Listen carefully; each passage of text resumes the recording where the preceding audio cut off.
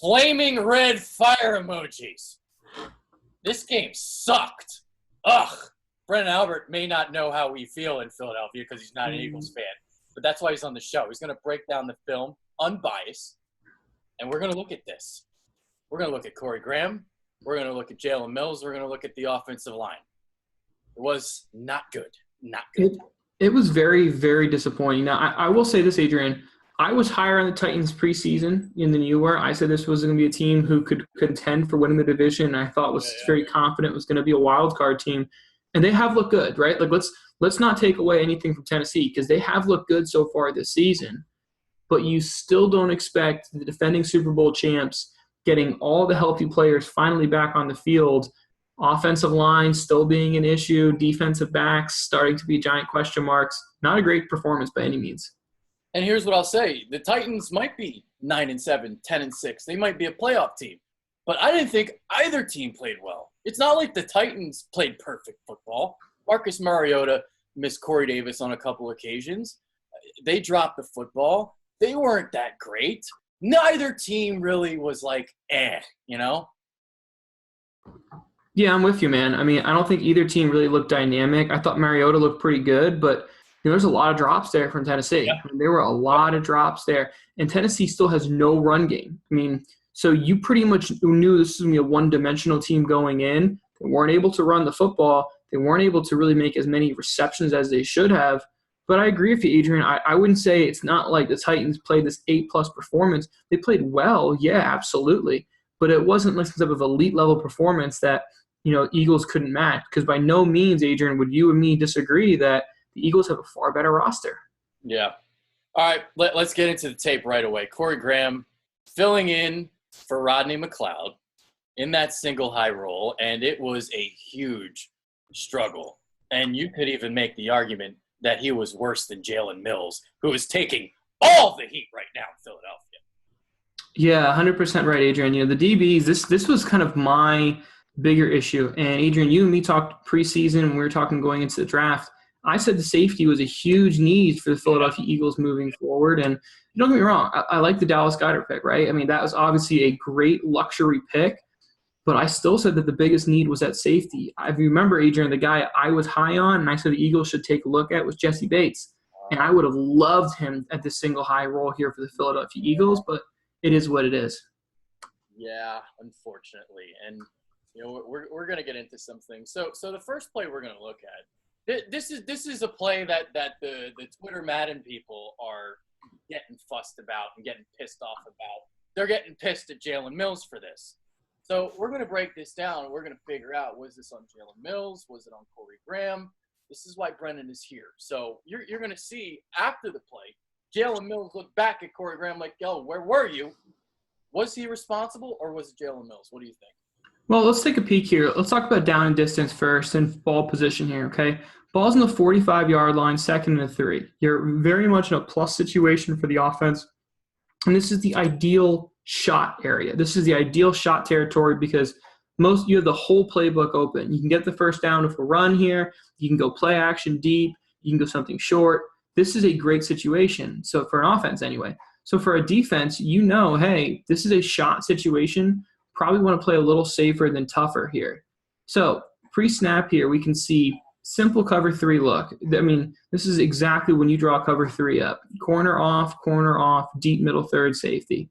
Pre-snap, this is telling us it's cover 3. It's not going to be a cover 4 situation. At best, it's man under with single high safety.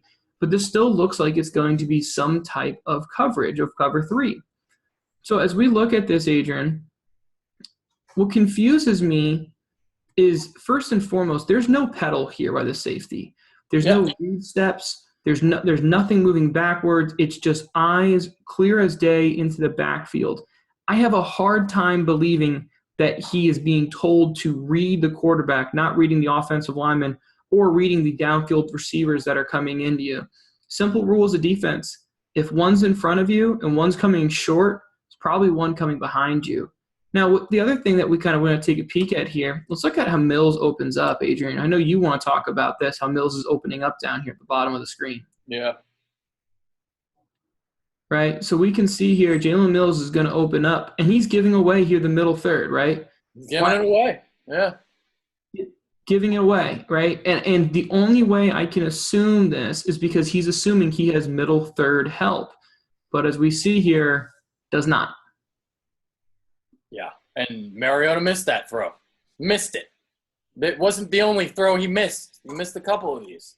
So like Mariota played at times. I mean, he missed some throws, and that was one. So absolutely. And this should have been a completion, right? I mean, if we're honest with ourselves, this should have been a completion. But the biggest – I have two reasons I'm going to blame this more on Graham than I'm going to blame on Jalen Mills. First one, this is Graham's first real start this season. So, there's some rust going on there. It's probably not comfort. That's my first thing. The second thing is this look. I mean, Jalen Mills is standing there just clearly looking back. There's not a my bad moment. There's nothing else. He's clearly looking like, where the hell is my middle third help? And you can see here, completely bites and takes the under and get the overthrown. And I think Jim Schwartz said a lot yesterday during his press conference when he said that Corey Graham's 71 snaps are unsustainable. So clearly he did not like his performance. And what we might see moving forward, let me ask you the question. Do you think we're going to see less single high on Sunday to try and prevent the deep ball? I do, and I say that it's also a good matchup for that because I'm not afraid of the Vikings running the ball. I mean, Adrian, you and me have a little different views. I said at the beginning of the year, I'm not a huge fan of the Vikings. I don't think they can run the football even with Dalvin Cook. So because of that, I'm fine if the Eagles want to play two high safeties because what's the Vikings' best offensive attack? It's going to be throwing the football, right? So give me two high safeties. I like the matchup here more than saying, hey, we got to load the run because this is a run-heavy team, say, like Dallas. No, this is a team who wants to throw the football all over the field. Okay. All right. And the other thing I want to get into Jalen Mills is this, and I want to ask you. So here are the numbers. I mean, obviously the numbers, they look abysmal. 20 catches on 27 targets, 276 yards and a touchdown, quarterback rating of 118.8. So obviously not good. But what I want to say is this too. The defensive line has always masked the secondary. Jalen Mills has always been an average corner without deep speed. So what I'm seeing this season isn't really anything new. If the defensive line plays better and they get home more and these quarterbacks are not taking these 5-step drops, I guarantee you that quarterback rating is going to go down. The yards are going to go down. What do you think? I don't disagree with you. I mean, look, everyone's coverage looks good when the quarterback's laying on his back with the ball in his hand still, right? I mean, the Panthers got to the Super Bowl with that type of mindset there. So, yeah, I mean, I'm with you, Adrian, 100%. And, again, if you go back and watch that Buck show, you take away that 70-yard completion that was on Deshaun Jackson on him, and that was a touchdown. And, again, if you go back, as you and me, Adrian, talked about, again, that was on a safety situation. That's on Malcolm Jenkins running downfield and then throwing the post over the top, not on Jalen Mills. So there's a couple different plays that it's easy to be the box score person, and I get why we do that. But if you go back and watch the plays, they're not always on Jalen Mills. It's not like he's playing single man and the guy's just beating him one-on-one. Yeah. Absolutely. All right, next grand play, 5-11 in overtime. This is the drop from Jennings of Tennessee. And we're going to see right here. He just runs right past Corey Graham. Corey Graham, what are you doing? What are you doing? Same deal here. Look, pre-snap, what are we seeing? Cover 3 look. Corner off, safety the middle of the field, okay? Now, what blows my mind on this situation is there's really only one middle of the field threat, and that's going to be here. These guys are not going to be any threat here. And I have no clue what we're doing here. No clue. I mean, literally runs right by him and has his eyes in the backfield. I mean, this is middle school shit. Honestly, God. I mean, it really is. Eyes in the backfield again. Feet are dead. There's no pedal. There's no read steps. It's just stand there and looking around. And then all of a sudden, oh, shit, I have a guy running full speed. Well, I'll tell you what here, folks, okay? Go to any middle school. Go to any high school. Go to any college. And put a situation like this. Say this guy's in backward, this guy's running forward, and ask them to race. I will put all of my money on the guy that's running forward over a guy who's backpedaled every single time. Why does that matter? Because if you don't take any read steps and your feet are flat right away, you're never going to win this race. It's never going to happen. Guess who got blamed for this play too? Mm-hmm. Yeah. Just because it looks like he's in coverage doesn't mean he's the one responsible. It's one of those things, guys, like, yes, I hear you, right? Pre-snap, he lined up there. I'm 100% with you. But what the shit are you doing? I mean, if you're gonna be completely blame that on Mills, okay, that's fine. Then tell me how it's not on Graham. There you go. There you go. So, listen, I am not defending Jalen Mills. I'm not here saying that. What I'm saying is look at the whole picture. Look at everything. Don't just look at Jalen Mills. There's more at work here. There's more problems here than just Jalen Mills. That's my point. I'm with you, Adrian. I'm with you 100%. I'm cool. Cool. This play. Yeah, go ahead. Sorry, cut you off. If we want to throw a fault and we want to throw blame here at Jalen Mills, I'm totally cool with that. But you also be able to throw fault at the safety, because the safety's job is very literal. Don't let anyone get behind you. Period. Yeah. So we're about to see the infamous sticks defense of Jim Schwartz, 4th and 15. Normally this works. I'm not going to lie to you. This normally works. You gang up, you make the tackle. The guy doesn't get to the sticks. But Corey Graham left the entire sideline open. Again, Adrian, if you and me were in Vegas and we had the betting window open and you said, okay, what's the money you want to put? I said put all my money in the Eagles to win this game. 4th and 15, ball on the 31, up 3 in overtime. Yeah, I'm good. I'm feeling very confident about this. So, Adrian, what you want to do here, and look, there's a reason these guys are playing so deep. Yes, obviously it's to guard the sticks, but it's also to dare them to throw the football short so we can rally up and tackle short. We're not going to let them – exactly what that sticks defense is all about. Exactly. If anything, we'll let a yak first down happen, but we will not allow a reception first down happen. We're not going to allow the ball to carry 15 yards in the field. Okay. So let's take a peek here. Here we got Graham here again. Okay. You have 3 receivers. 3 receivers here, okay?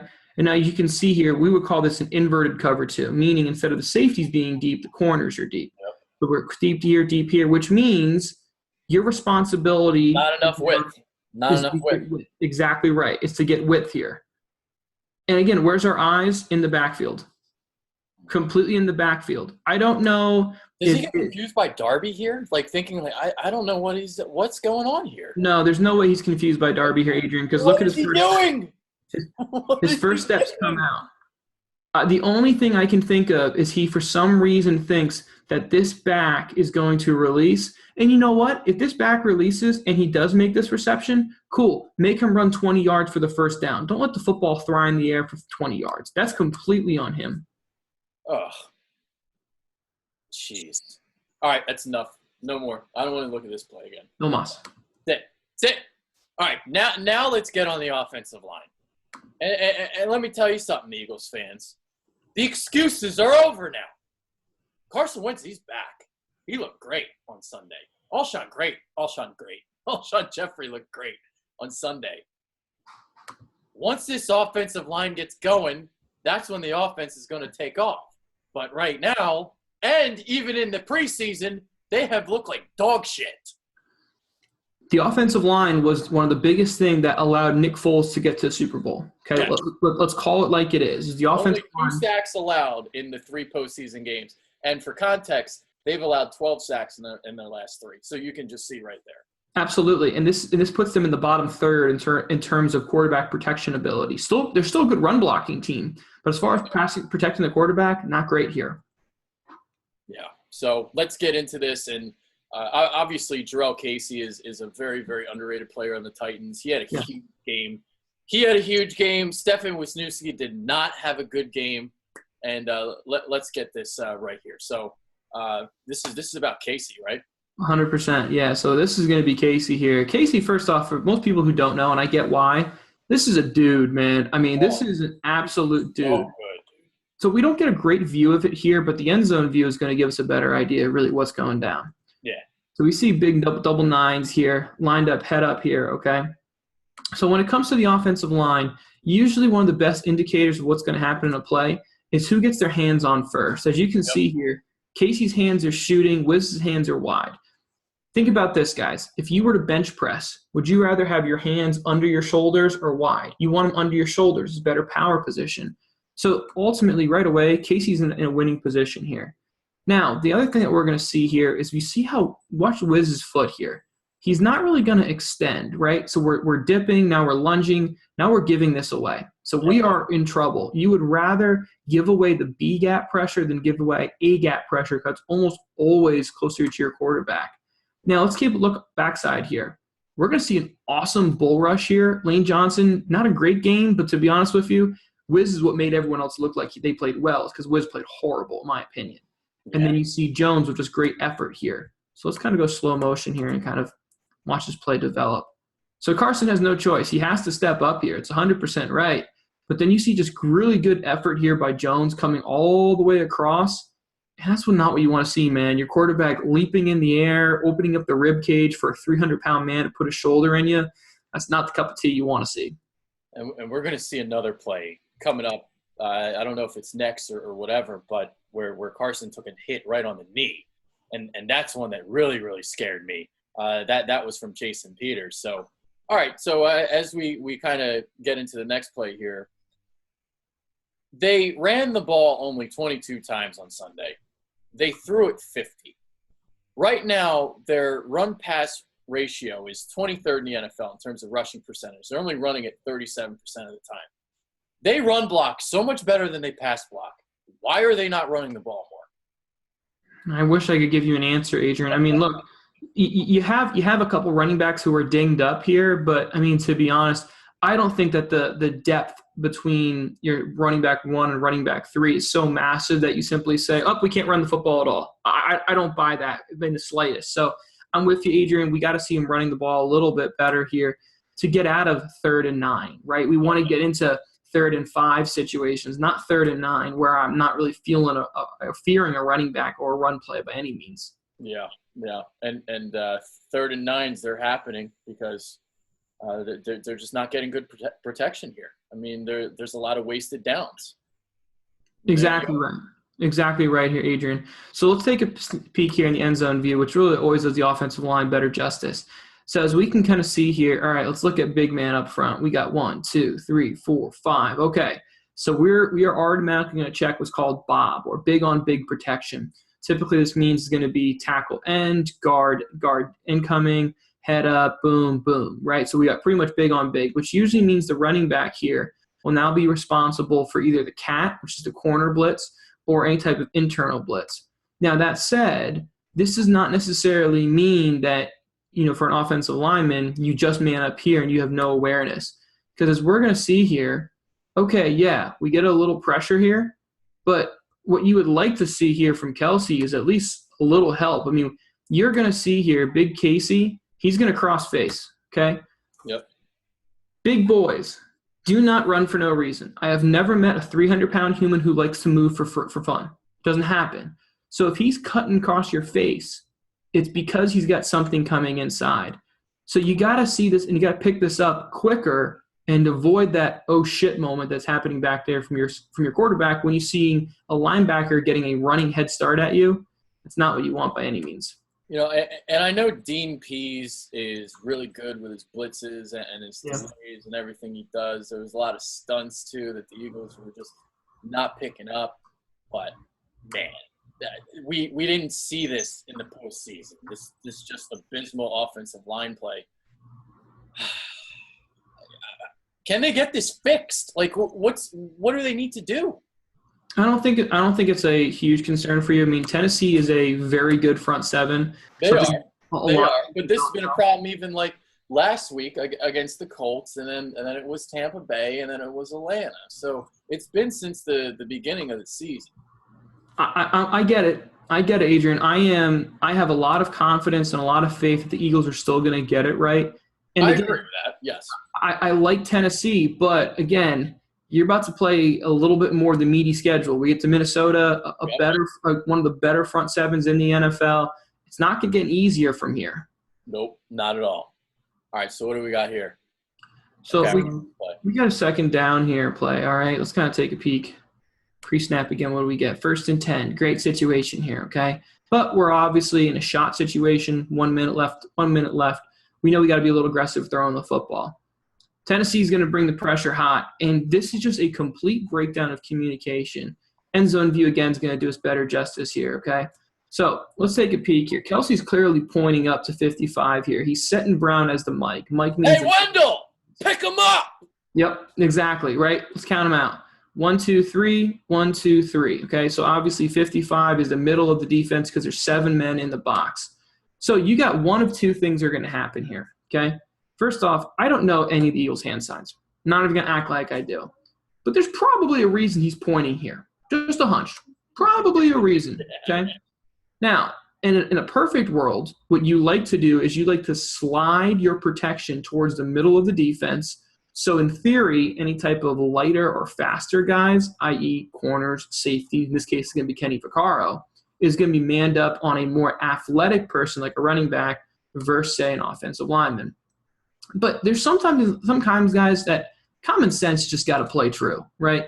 So we see here that, look, if we're setting the protection left, right, meaning we're setting that this is the Mike, means our center is going to come this way, which tells us here that means Smallwood is going to be outside. If the center comes left, this means that we're going to have our guard take the right side, and then we're going to have to make sure we man this up backside here. But look, have common sense here, Smallwood. I see Kelsey here. I see Kelsey's eyes are here. I see his body is square. Have common sense. Common sense tells me, there's a 300-pound human and a 250-pound human. I'm probably not going to be able to do much to block the 250-pound human through a 300-pound teammate. So I now have to come backside here and be aware for any type of seepage coming across like Kenny Vaccaro. But instead, he does a great job of blocking Kelsey's ass in blocking the defender. And then we have a free run here by Kenny Vaccaro in the backfield. Smallwood was putting the wood in. This is as close to a butt fumble-esque situation as I hope that we will ever see again in professional football. This is why Wendell Smallwood has actually grown on me the last couple of weeks because he's actually run pretty well. But this is why I always despised him, because his blitz pickup is among the worst in NFL history. Like, literally. It's terrible. I don't have necessarily a problem with skill, right? And I say that because I can teach skill. I can teach you. Coaches can say, yeah, give me a player who can teach and who can learn. But I have a problem with common fucking sense, man. I mean, how are you going to block a middle linebacker through your center? It's not going to happen. Like, you have to have common sense and see here, okay, everything in front of me is cleaned up. Now I got to come backside here. I mean, this is clear as day what's going to happen. Yeah. All right, so next play we're going to look at, first play of the fourth quarter. When you run it only 22 times and you throw it 50, the play action is not going to work. And the play action did not work on Sunday at all, and we're going to see it right here. Yeah, again, I'm not buying what you're selling here. Now, let's take a peek here again. Where's the ball? Ball's pretty much in the middle of the field. Again, defensive alarms are going off. Hey, this is a shot territory. This is a situation that offenses love to take advantage of. And if you haven't run the ball very well, I'm not buying what you're selling. Yep. So, and let's talk about not buying what they're selling. This safety here is about halfway to Kentucky.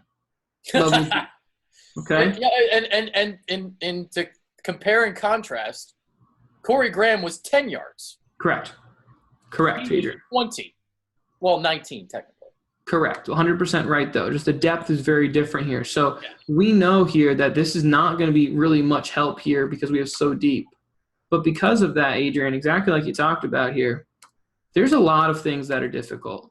One of the things that's difficult to ask is you're going to ask a tight end here to come across the line of scrimmage all the way and pick up a running defensive player head up.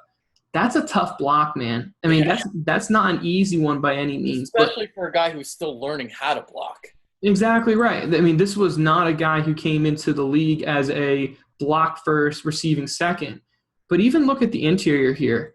The interior here, we're in trouble all the way. This is one of the most disappointing things I've seen in quite some time from Lane Johnson. Take a peek here at Lane Johnson. He didn't have a good game, and there was another play here where we're not going to show it, but where he got beat around the edge by Harold Landry, so we had that as well. Not a good game. I mean, what do you want to say? If I'm Doug Peterson this week, no breakfast, no Haagen-Dazs. This O-line needs to be pissed off. Yeah, this is a hungry dog level week, Adrian, for the offensive line. By no means was it a good offensive line week.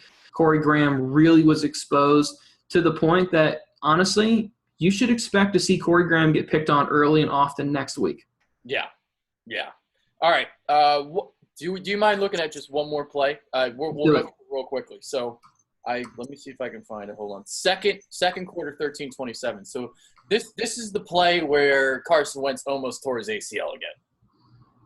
These are the plays that scare you the most, is any time that the ball's coming or the defender or a lineman is coming in low from a quarterback because of his plant situation. Exactly like Adrian's talking about. First off, dope catch there by Alshon. Amazing. But you just can't have – I mean, look, we're going to be in a pinch call here for the offensive line, meaning we're going to pinch down in, everything's going to pinch in, and then Smallwood's going to have to clear the outside because we fear inside more than we fear outside. But just looking at inside here, I mean, what the fuck are we doing? Like, honestly here, you always know this gap is closer to the quarterback than this gap. So your first step has to be inside more, and you have to give more help here. We just get too freaking wide here that this becomes a layup line. I mean, this is as close to as a free sack as we can get. And the other thing that makes it tough here is Smallwood doesn't do a great job of stepping up and meeting that linebacker. He just reads it a little bit slow. And then by the time he's there, he gets pushed into it. And then what happens is we don't have anything in front of us. And then, of course, backside with our left tackle, we're not getting any protection either. It's just a really, really scary situation, Adrian. Yeah. So, yeah, we just kind of went through that real quickly. And you saw right there, Jason Peters just got bullied. That's something you just don't see. So you got people questioning, is he done? I mean, it could just he could have just had a bad game, but we'll see about that, in the next couple of weeks, how he starts playing. Because I didn't like seeing that. That's not the Jason Peters that I know. Absolutely right, Adrian. I mean, there's a lot of issues there in the offensive line so far. Look, I would be hitting the panic alarm, to be honest with you, if it wasn't for the fact that we just watched this team win the Super Bowl with almost this exact same offensive line, right? Mm-hmm. So I'm not hitting the panic alarm, but I'm at least starting to dust it off a little bit and starting to wonder, are we going to get this right in the next 2 weeks? Because if we don't, I would be hitting that panic alarm hard in 2 weeks. But here's what I'm going to say too. Here's the concern coming out of the game. The stunts, the twists, and the blitzes by Dean Pease were just confusing the offensive line all game. So what's going to happen? Defensive coordinators are going to look at the tape. They're going to figure out how do we get to Carson Wentz? They're going to look at this tape as an example, and they're going to try and do what the Titans did. And this is a copycat league. This is the shit that you see. Yeah, exactly. I mean, there's just expression of the eye in the sky. It tells no lies. And that's why we watch film, and that's what happens with coaches when they watch film. They're watching film to pick up traits and to study off other guys. You got a lot of stuff here. It's a good news, bad news. The good news is, hey, you know your weaknesses. The bad news, so does the rest of the NFL now. Yeah. All right. So I'm going to ask you for your Minnesota prediction, but before we get out of here, the reason why I'm asking, all right, so this Titans game, I thought they were going to win the Titans game, and then I thought their wake-up call was going to come against Minnesota. I thought they were going to look ugly against Tennessee. They go to 3-1, and then Minnesota was going to be the wake-up call. But now I'm like, because they had the wake-up call, I think I'm viewing this game a little bit differently. Maybe that's my heart speaking and not my head. So that's why I'm asking you, are the Eagles going to win this game? Yes, I think the Eagles are going to win this game. I think you're 100% right, Adrian. The wake-up call was needed. You never want to lose a game, period, right? Yeah. But you obviously would much rather win games in the NFC than in the AFC for tiebreak purposes. So you kind of got to take it with a grain of salt and try to look on the positive side here that says, hey, the wake-up game was one that doesn't hold any tiebreak implications for us. But I have the Eagles winning here. I'll go 34-27. I do think this is going to be an offensive game, but I still think that Kirk Cousins is going to be able to light up that defensive back secondary situation. Yeah. So there, and another reason why I feel better heading into the week. I mean, it sounds like adjustments are going to be made, and adjustments are made because they had a wake up call. So we'll see about that. All right. Anything else you want to say? No, I mean, this is going to be an interesting one here. I mean, Adrian, one thing you always talked about was Kirk Cousins. He likes playing the Eagles, has typically played pretty darn well, and he's got a much better receiving core here than he ever had in Washington. But I still think the Eagles are going to pull it out. I'm really curious to see, are the Eagles going to commit a little more to the run game moving forward? Yeah. We'll see about all that coming up. All right, that's Brennan Albert. I'm Adrian Fecchio. This was a great one today. We're out of here. And hopefully you guys – and stop hating on Jalen Mills, like, just a little bit, maybe? Or just hate more on Corey Graham. That's kind of how I feel. Yeah. There you go. Yes. Be bitter towards Corey Graham. He sucks. So that's my thoughts. Yeah. Thanks, guys.